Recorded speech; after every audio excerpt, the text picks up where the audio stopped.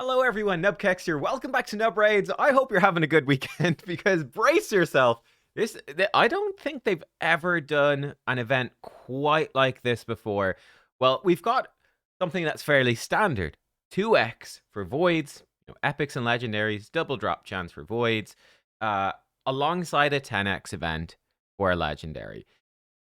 We've seen that before. What we haven't seen before is this is happening on Tuesday, the 3rd of September. So we are having a 2x event, the 10x overlap, in the middle of the week. Almost always these 2x events. In fact, I don't recall there ever being a 2x event not at the weekend. They have mixed up Summon Rush a lot more recently. I think we've got one on right now. Summon Rush regularly at the weekend, but they've been dropping a few sort of midweek Summon Rushes. Like, that's happened at least once before. This is going to be the first 2x event midweek, though. So it is coming up in just a couple of days. So one of the best chances to get Odin. Nobody in the game has Odin yet. He has 0 reviews. Yeah, 0 reviews. Nobody has him because you can only pull Odin when he is up for grabs in specific summoning events. Now, I am not sure actually what's going to happen after this. Like, you cannot summon Odin from any shard, at least right now. Odin Faefather, you can't summon him. You can't summon Loki. Now, after this event ends, maybe Odin does go back into the normal Void pool, or maybe he will be like Faction Unity champions. Like Faction Unity champions, let's take Fina as a really, really strong one as an example. Fina is not in the regular summon pool. Only when there is an event for Fina can you pull her. She's very limited. Same with the other Faction Unities. Maybe Odin will be the same, or maybe he'll just join the regular Void Legendary pool after the event. But as it is right now, you cannot pull him from shards during this event, except when he is boosted. So this is the chance when he is boosted. I believe they also said that he would show up in a summon pool event. I believe the other Asgard Divide champions, certainly Freya, was in a summon pool event as well. So we could see like an Asgard Divide, like a barbarian summon event with Odin in there. It would be, I think, one of the first times, if not the first time as well, that a Void Legendary would show up in a summon pool. Perhaps he will be the headline champion in a summon pool, and Freya might be in the regular champs. I don't know. But yeah, that's sort of where we're at. Now, there's a lot to unpack here. So this is where we are at with the 2x cadence. We had 2x Ancients on the 9th of August. 2x Primals then was 2 weeks after that on the 23rd. We're having Voids now on the 3rd of September. So this makes it pretty likely that we should be having maybe 2x Sacreds the upcoming weekend. Or maybe they just start with a Summon Rush. We've had a Summon Rush on right now, right? So normally we would have Champion Chase next weekend. They might switch it up and start the Thor Fusion with a Summon Rush. So 2 weekends of Summon Rush back to back. Then a Champion Chase after. They can do anything. They could literally do anything. They could do no Champion Chase. They could put like a Hero's Path in. It's really hard to know what's going to happen. I do think it's fairly likely, though, that we will see 2x Sacreds be part of the fusion. Why? Well, because number one, we haven't had it for a while. But number two, it is the worst type of 2x event for a fusion. 2x Sacreds is miserable. Because basically Sacreds are kind of like your best free-to-play way to do Summon Rush events. Then if you got a 2x for Sacreds as well, you're really, really stretched. So I would be expecting, certainly in terms of your Voids and your Sacreds, you're going to need a lot of Voids and Sacreds to do the Thor Fusion, would be my thought. There'll be probably a 2x Champ Chase with Sacreds, probably a Summon Rush. I would also be expecting, probably either during the Fusion or after, we know that there's going to be, a Deck of Fate for Freya. So I'd be expecting that to be probably at least 20 Sacreds as well. Probably at least that. So that's another huge chunk of Sacreds. It could happen mid-fusion. It could happen after. It could be part of the fusion events. It could be just another event alongside. It's really hard to know.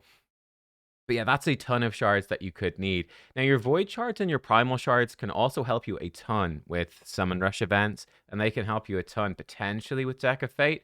So that is something too. Um, but yeah, this essentially means if you pull all your voids hunting for Odin, you might be really short of shards for the fusion. And I would say certainly if you are free to play, I think it is much more likely that you should be saving your void shards to do the Thor fusion summon rush. Um, Stay tuned, of course. Hopefully, I don't know when the embargoes are going to lift, but there will be test server showcases of Thor for sure.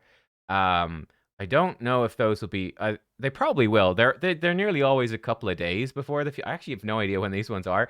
They usually are like a day or two before the fusion when the embargo lifts. So you should be able to see Thor gameplay showcases and make a judgment call if you're choosing between this and Odin. And bearing in mind as well, like it's not even a 10x is not quite as good as a 15x, of course, but then the 2x makes it better as well. So you end up in a fairly tough spot. Let me get you some stats here. Okay, so this is a really old one. I think Chosen produced this back in the day. I think with HGC Senti as well in there.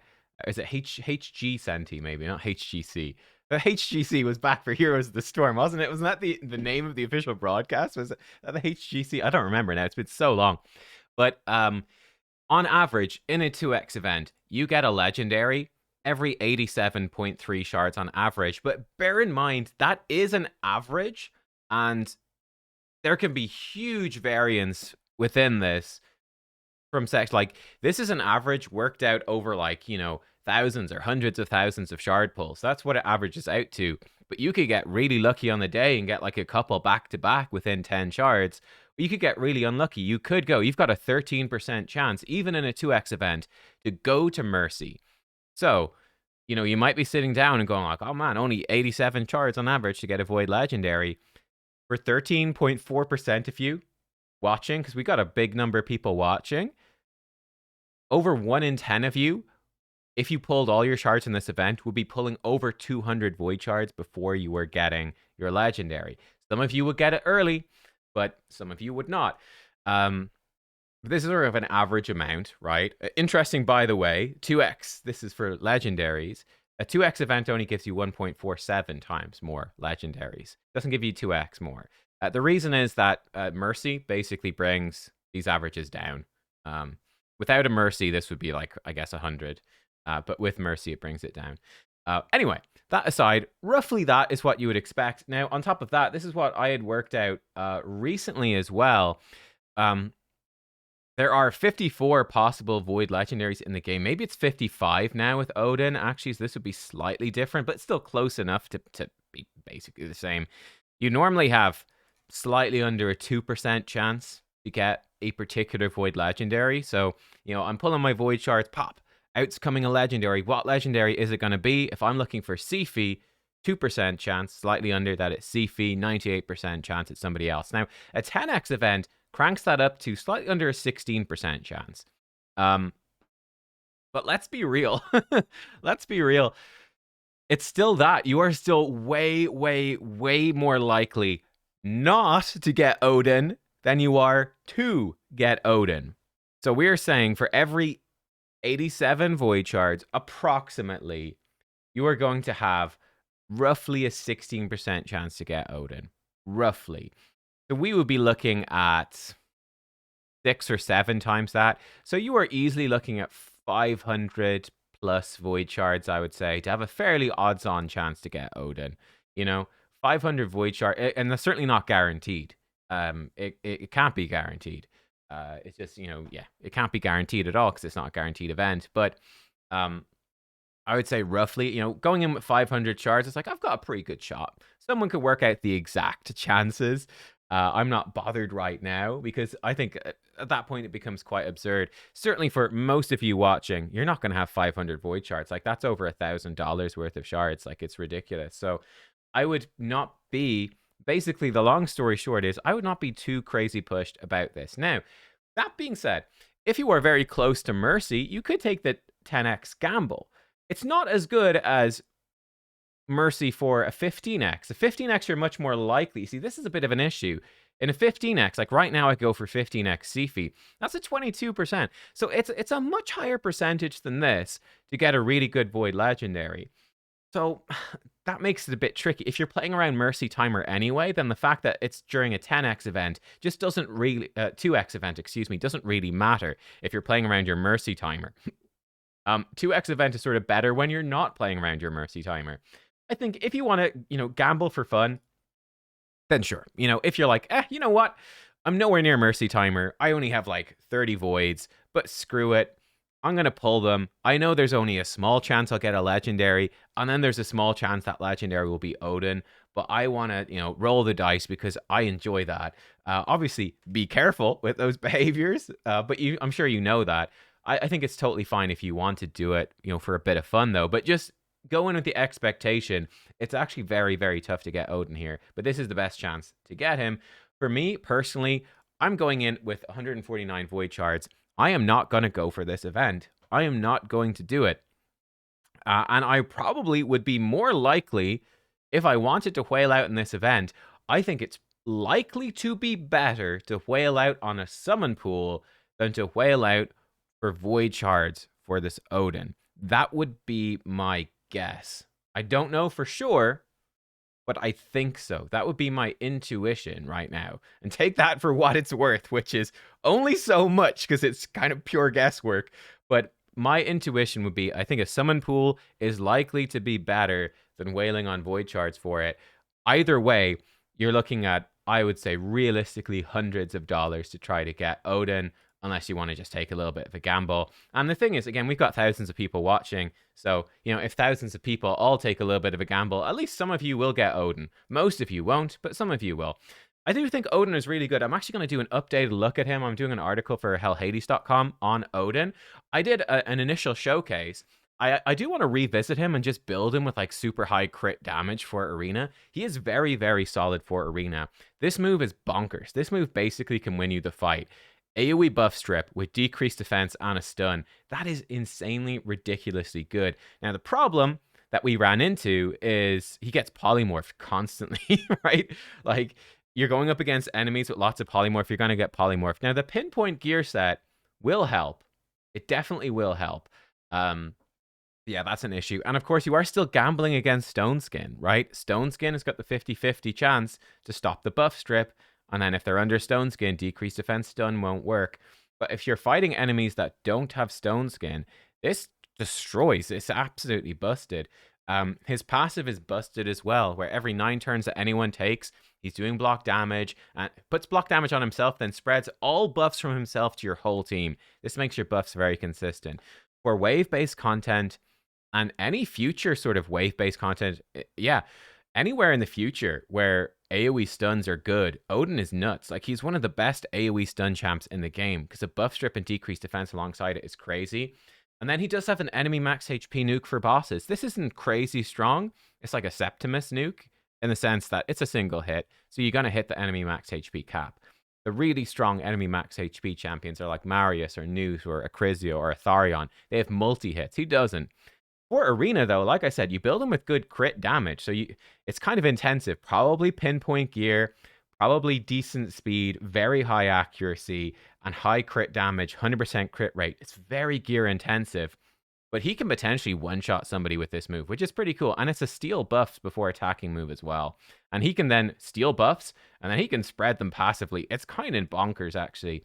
But yeah, you can one-shot or even a really tanky champion with this.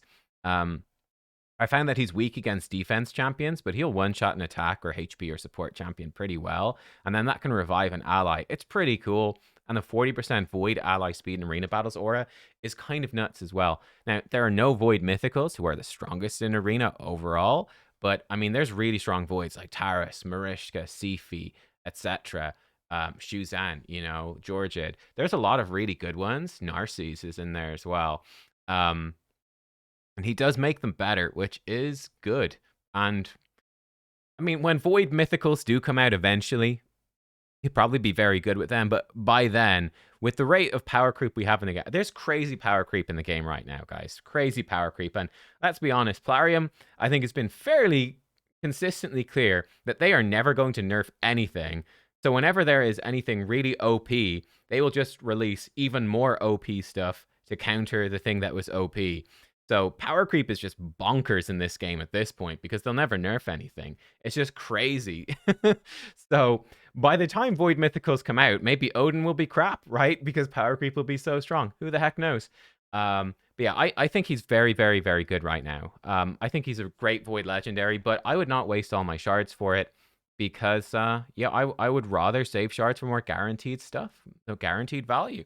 Like I said, if I was close to Mercy, I'd probably go for it. But I mean, we've had like Siphian and Sensa, I think, are also both worth going for, I would say, if you're close to Mercy anyway. So that's a 15x. It's up to you. It's totally up to you. Let me know what you think of this. It's certainly very interesting to have a Void 2x in the middle of the week. I would personally, for someone who is a free-to-play or low spend, earlier in the game, limited on shards, I would prioritize the Thor fusion. I would prioritize the guaranteed Freya because guaranteed things I think are really good. I'm actually going to do another video on that later. So come back and check it out. We're going to talk about the value of guaranteed stuff. I'd be much more inclined to recommend, not much more, extremely more inclined to recommend guaranteed sources of champions as opposed to these gambly ones. That's my take. Let me know what you think. I'll see y'all next time. Goodbye.